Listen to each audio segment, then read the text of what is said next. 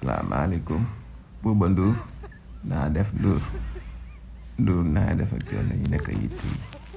ana Youssou Ndour mbaali wargaan nu mu def ba mi ngi ci jàmm ana Philippe yaa ngi koy dégg alhamdulilah na ngeen def ak coono yi nag waaye yow Bouba yow nekkate nii nga dëggoo ah ma laaj la léegi yow batt bi mu doon wax ni nga ko doon xoolee xanaa dañ koo jéppi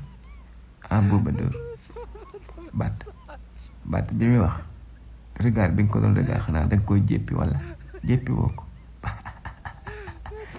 wala asim Bouba Ndour bi ngay wax ak bi batt di wax ni ma la gisee nga koy xoole daa mel ne dañ koo jéppi de